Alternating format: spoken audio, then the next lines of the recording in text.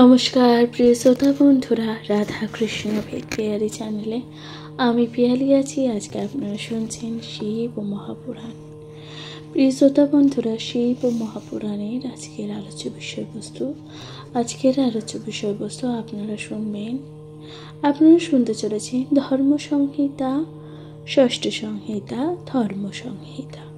শিব ও মহাপুরাণ যা ব্যক্তির ব্যক্তিত্ব তথা ব্যক্তির জীবনে আসা সকল প্রকার বাধা বিঘ্ন থেকে নিরাময় করে এবং ব্যক্তির জীবনকে করে তোলে আনন্দময়, সুখময়, ফলময়। প্রিয় শ্রোতা বন্ধুরা, অবশ্যই মহাপুরাণ শুনতে থাকবেন। মহাপুরাণ নিজের কাছের মানুষ, প্রিয়জন সকলের সাথে ভাগ করে নিতে একদমই ভুলবেন না। মহাপুরাণ পড়া বা শ্রবণ করা যা খুবই গুরুত্বপূর্ণ একটি ব্যক্তির জন্য। শুনতে থাকুন মহাপুরাণ। আজকের আলোচ্য বিষয়বস্তু ধর্ম সংহিতা, ষষ্ঠ সংহিতা, ধর্ম সংহিতা, 63তম অধ্যায়, যেখানে আপনারা শুনছেন পিতৃকল্প বর্ণন, অর্থাৎ এই যে পিতৃকল্পের কি বর্ণনা করা হচ্ছে।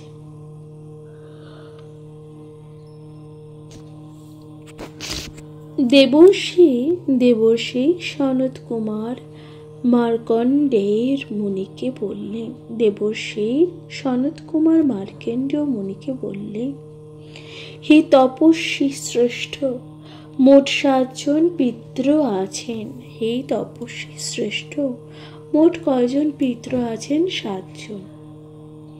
তাদের মধ্যে 4 জনের মূর্তি আছে, কিন্তু 3 জন হলো শরীরহীন। 7 জন পিতৃ হলেন কব্যবাহু, অনল, সোম, যম, অঘর্মা, অগ্নিস্বাত্মা এবং বহির্সদ। এদের মধ্যে কব্যবাহু, অনল, সোম এবং যম হলেন মূর্তিমান। অঘর্মা, অগ্নি, অগ্নিসত্তা, বহির্সদ হলেন মূর্তিহীন। মূর্তিহীন 3 পিতৃকে দেবতারা পুজো করে থাকেন। মূর্তিহীন একজন 3 জন পিতাকেই দেবতারা পূজা করে থাকেন। অন্য চার মূর্তিমান, অন্য 4 জন মূর্তিমান পিতৃদেব ব্রাহ্মণ, ক্ষত্রিয়, বৈশ্য ও শূদ্র। এই যে 4 বর্ণের মানুষ পুজো করে থাকেন।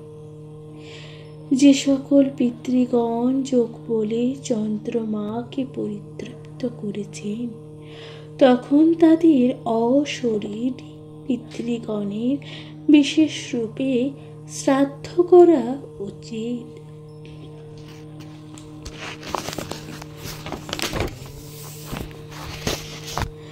সকল প্রকার পিতৃ শ্রাদ্ধের রূপর তৈরি পাত্রে করা উচিত। অর্থাৎ এই যে সকল প্রকার এই যে পিতৃ শ্রাদ্ধে কিসে করা উচিত? রূপার পাত্রে করা উচিত। তা না সম্ভব হলে অল্প একটা রজতযুক্ত পাত্রে করা ভালো। এইভাবে পিতৃগণকে শ্রাদ্ধের মাধ্যমে পরিতৃপ্তি করতে হবে। যে ব্যক্তি পিতৃগণকে সঠিকভাবে পরিতৃপ্তি করতে পারে, পিতৃগণ অলক্ষ্য থেকে তাদের পরিতৃপ্তি করেন। পিতৃগণ পরিতৃপ্তি হলে মানুষ যা প্রার্থনা করে তা সকল মনোবাঞ্ছায় পূর্ণ হয়। হে মার্কণ্ডেয় মুনি, হে মার্কণ্ডেয় মুনি, হে মার্কণ্ডেয় মুনি, দেব কার্যের থেকে পিতৃকার্য হলো শ্রেষ্ঠ। তুমি পিতৃভক্ত, সেই জন্যই তুমি রোগ ও ব্যাধিহীন এবং অমর। অর্থাৎ মার্কেন্ড মুনি কি বলছেন যে এই যে রোগ ও ব্যাধির থেকে এই যে দেবতাদের পুজো করা বা দেব কার্যের থেকে পিতৃকার্য হলো শ্রেষ্ঠ।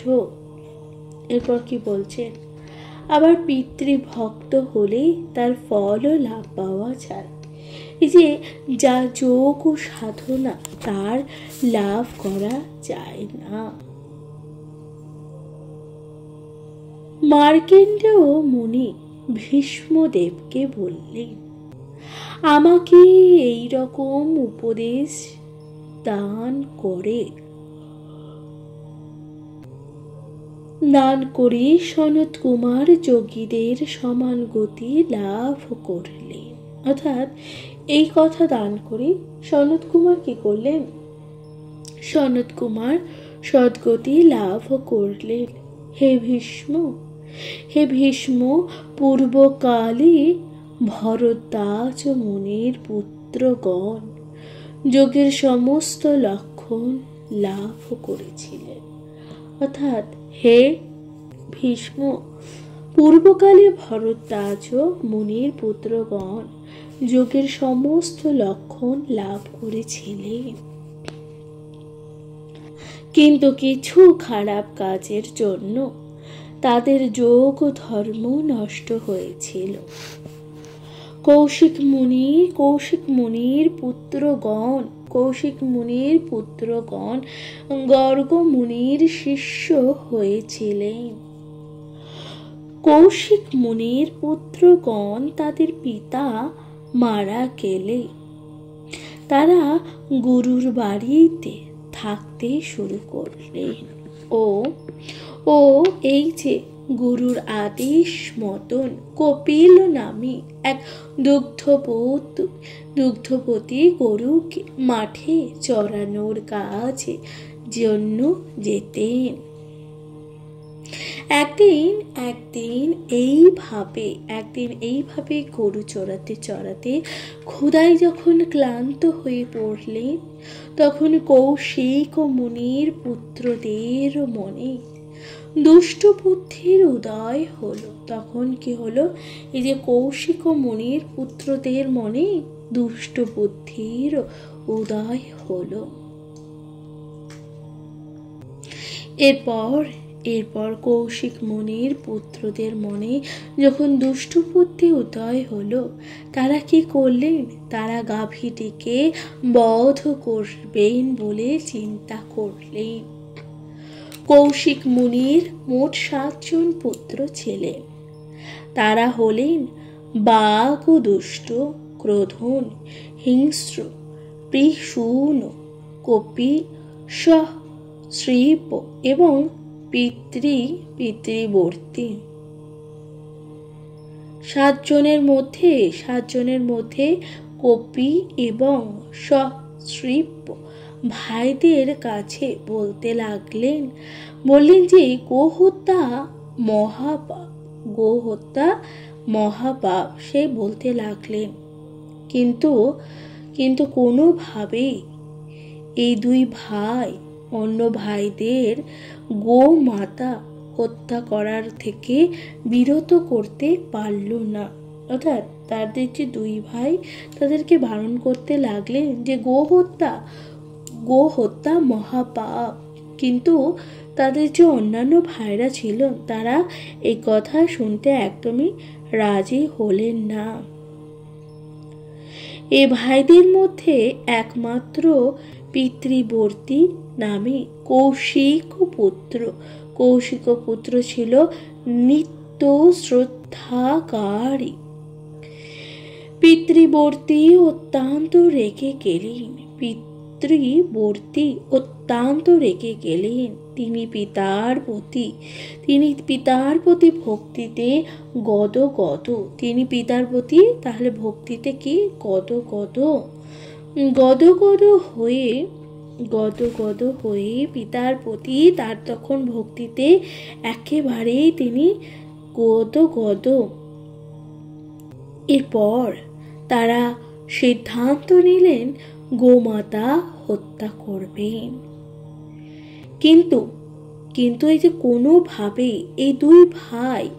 এই দুই ভাই সেই কথা কিছুতেই শুনতে লাগলেন না। তারা তারা এই কাজ করবে, এই কাজ থেকে তারা বিরত হলেন না।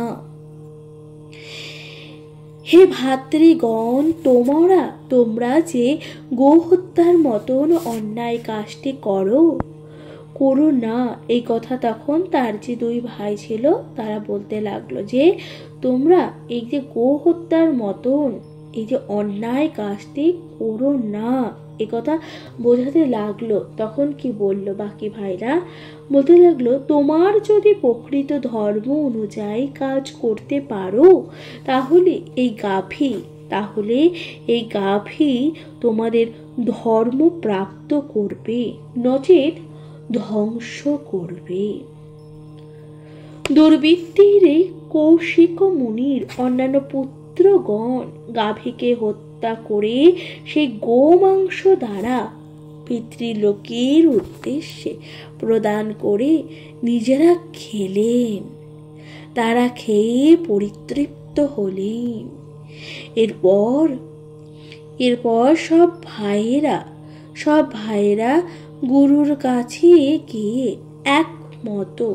একমত হয়ে জানালেন যে গুরুদেব গাভীকে বাঘে খেয়ে ফেলেছে বা গাভীকে বাঘে ধরেছে, তাই বাচ্চাটি তারা ফিরিয়ে এনেছে।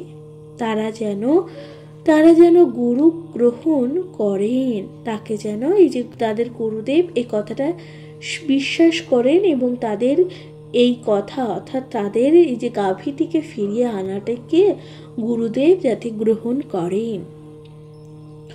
গুরু গর্গ মুনি তার শিষ্যদের কথা বিশ্বাস করলেন। তিনি নিঃসংশয় হয়ে গাভীর বৎসটিকে গ্রহণ করলেন। কিন্তু একে গোহত্যা, তার উপরে গুরুকে মিথ্যা কথা বলার জন্য শিষ্যদের মনে পাপের জন্ম নিল। ফলে তাদের পাপ কাজের মধ্যে তাদের আয়ু ক্ষয় করতে লাগলো বা আয়ু ক্ষয় তাদের হলো। তারা মৃত্যু পথযাত্রী হলেন। তারপর ওই ভাইয়েরা তাদের পাপ ও কাজের জন্য পরবর্তীকালে লুব্ধুক নামক ব্যাধের ঔরসে জন্ম নেয়। আবার গোহত্যা করে পিতৃশ্রাদ্ধ করার জন্য মৃগরূপে জন্মগ্রহণ করেন। তবে মৃত্যুর আগে তাদের যা জ্ঞান ও বুদ্ধি ছিল, পরবর্তী জন্মে সেই সব জ্ঞান তাদের মনের মধ্যে জাগ্রত হলো। ফলে সাত ভাই বনবাসী হলেন। তারা স্ত্রী সঙ্গ বর্জিত হয়ে বিবাহ না করে কোনো ধর্ম বা কোনো শুভ কাজে বিরত থেকে বনবাসী হলেন। আগের জন্মে গুরুর গৃহে বাস করার সময় কিছু ধর্মকথা শোনা হয়েছিল। দেহান্তরেও সেই ধর্মজ্ঞান বজায় থাকল। সংসার ও বাসনার কামনা মনের মধ্যে থাকলো না তাদের আর। তারা তপচর্যার ব্যস্ত থাকলো। অতি অল্প আহার করলেন। তপস্বী হয়ে তারা আগের জন্মে সুমেরু পর্বতে যেভাবে প্রাণ ত্যাগ করেছিলেন, এখন আগের শুভ কর্মের ফলস্বরূপ তারা পক্ষীজনিতে জন্মগ্রহণ বা জন্ম নেওয়ার জন্য বাস করতে লাগলেন। তবে তারা ওই পক্ষীজনিতে ব্রহ্মচারী হলেন। পূর্বের ব্রহ্মচর্যের কারণে জাতিস্বর হয়েও তাদের বাধা রইল না। এই জন্মে তাদের নাম হলো সুমনা, সুবাক, শুদ্ধ, পঞ্চান, ছিদ্রদর্শী, সুনেত্র এবং সুতন্ত্র। তারা পাখি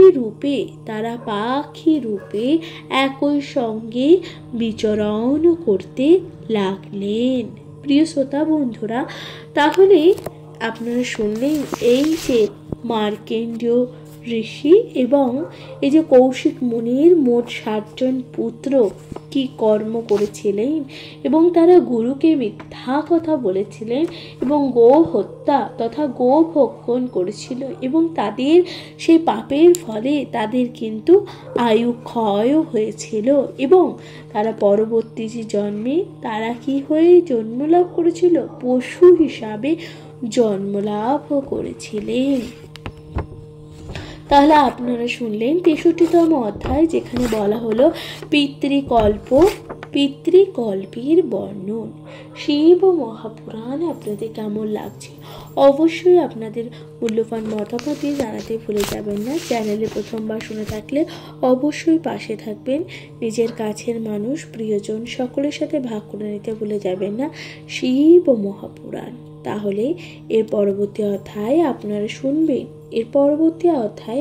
শুনবেন 64তম অধ্যায়, যেখানে বলা হচ্ছে পিতৃ সপ্তক বিবরণ। শুনতে থাকুন মহাপুরাণ। নমস্কার প্রিয় শ্রোতা বন্ধুরা, রাধা কৃষ্ণ বেদ পিয়ালি চ্যানেলে আমি পিয়ালি আছি। আজকে আপনারা শুনছেন শিবপুরাণের ষষ্ঠ সংহিতা ধর্ম সংহিতার 64তম অধ্যায়ে আপনারা শুনতে চলেছেন পিতৃ সপ্তক বিবরণ। শুনতে থাকুন মহাপুরাণ। মার্কেন্ডেয় বললেন যে বিভ্রাজ নামক বন রাজার আশ্রমে পূর্বোক্ত কৌশিক মুনির সুমনাদি 7 পুত্র পৃথক হয়ে গিয়েছিলেন। এটি 4 জন পক্ষী রূপ ধরে যোগ ধর্ম পালন করেছিলেন। তিনি পক্ষী রূপে যোগ ভ্রষ্ট হন। সেই 3 জন দেহ ত্যাগ করেন। এই 3 জন পরে কাশ্মীর নগরে জন্ম নেন। তবে 4 জনই জাতিস্বর ছিলেন। সুমন্ত্র নামে ঋষিকুমার রাজা অনুসের ঔরসে জন্ম নেন। তখন তার নাম হয় ব্রহ্মদত্ত। এই ব্রহ্মদত্ত মহাযজ্ঞস্বী ছিলেন। ছিদ্রদর্শী, সুনেত্র, বেদাঙ্গে পারঙ্গম। এদের একজন ছিল পাঞ্চাল। এই পাঞ্চাল রাজা বহু বৃজ আচার্য ছিলেন। পাঞ্চাল ও পুণ্ডরীক নিজের পুত্রদের নিজ নিজ ঘরে রেখে বানপ্রস্থ গ্রহণ করেন। ব্রহ্মদত্তের স্ত্রী সন্নিধি শ্রদ্ধা সহকারী এই বেদান্ত পাঠ পূর্বক কৃষ্ণ নাম সংকীর্তন ও মহেশ্বরী স্তব করলেন দৈহিক, মানসিক ও বাচিক সর্বধরনের পাপ দূর হয়। এখানে একটি সুন্দর শ্লোক আছে, যেখানে বলা হচ্ছে যে যোগস্য আশ্চর্যমিমং ধ্যানম পঠেশ্চৈনং শৃণোতি বা মুচ্যতি সর্বপাপেভ্যো মোক্ষং ইয়াতি ন সংশয়। প্রিয় শ্রোতা বন্ধুরা, তাহলে এখানেই সমাপ্ত হলো 64তম অধ্যায়। আপনারা শুনলেন পিতৃ সপ্তক বিবরণ। পিতৃসপ্তক বিবরণ আপনাদের কেমন লাগলো অবশ্যই আপনাদের মূল্যবান মতামত দিয়ে জানাতে ভুলে যাবেন না। চ্যানেলে প্রথমবার শুনে থাকলে অবশ্যই পাশে থাকবেন, নিজের কাছের মানুষ প্রিয়জন সকলের সাথে ভাগ করে নিতে ভুলবেন না শিব ও মহাপুরাণ। এর পরবর্তী অধ্যায় আপনারা শুনতে চলেছেন ৬৫তম অধ্যায়। শুনতে থাকুন মহাপুরাণ।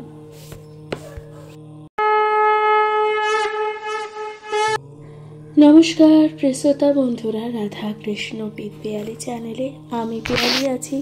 আজকে আপনারা শুনছেন মহাপুরাণ, শিব ও মহাপুরাণ। আজকের আলোচ্য বিষয়বস্তু ষষ্ঠ সংহিতা ধর্ম সংহিতার অন্তিম পর্ব।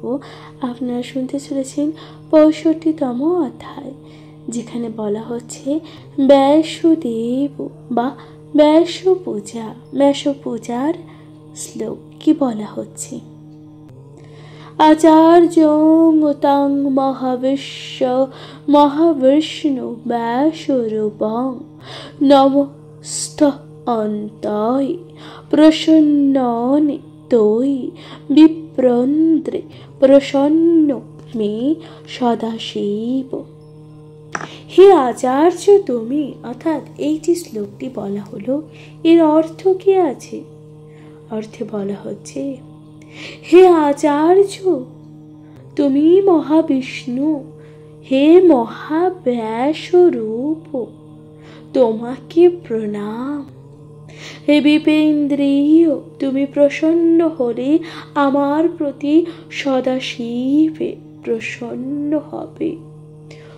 ওং নমঃ শিবায়, ওং নমঃ শিবায়, ওম নমঃ শিবায়। গ্রন্থ পাঠ শেষ করে পাঠককে প্রণাম করবে। পণ্ডিতগণ শ্রোতাদের উপযুক্ত দক্ষিণা দেবে। অনন্তর শিব পূজা করবে, অনন্তর শিব পূজা করতে হবে। সাধ্য মতন দান করবেন, অর্থাৎ নিজের সাধ্যে যা আছে সেই অনুযায়ী দান করতে হবে। এভাবে দানের দ্বারা দুর্গতি নাশ হবে। সদাশিব মহাদেব প্রসন্ন হবে। বিধান সংহিতাং সম্যক পুরাণাং ফলদাং শ্রুতাম তস্মাদুদিধান যুক্তস্থ পুরাণাং ফলমুক্ত মাম। নমো নমো ব্যাসদেব, নমো পঞ্চানন।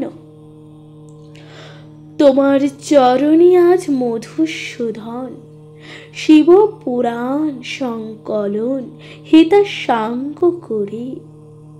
ওং নমঃ শিবায় বলে শিব চরণ ধরে।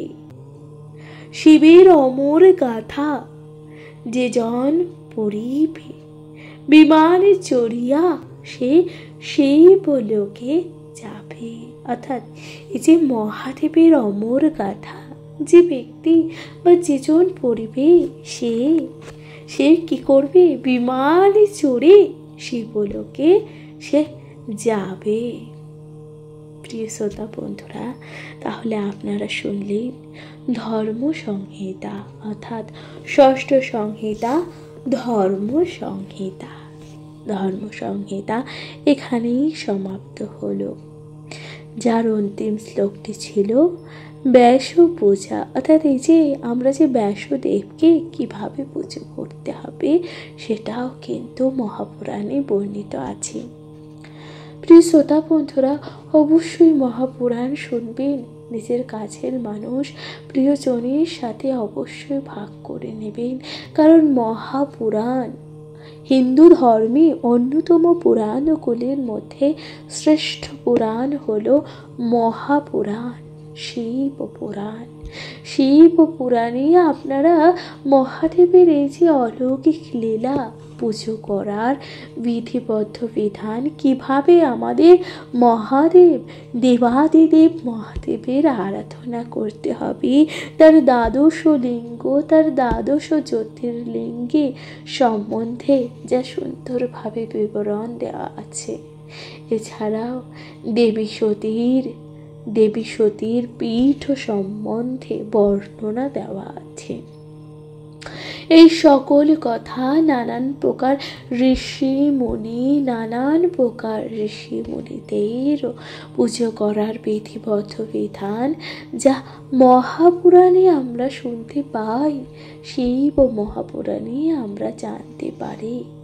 মহাপুরাণ পাঠ করলে, মহাপুরাণ শ্রবণ করলে ব্যক্তির জীবনে আসা আকুত দুঃখ, কষ্ট, দারিদ্রতা যা নিরাময় হয়, ব্যক্তির জীবন হয়ে ওঠে মধুময়। প্রিয় শ্রোতা বন্ধুরা, অবশ্যই মহাপুরাণ পাঠ করবেন।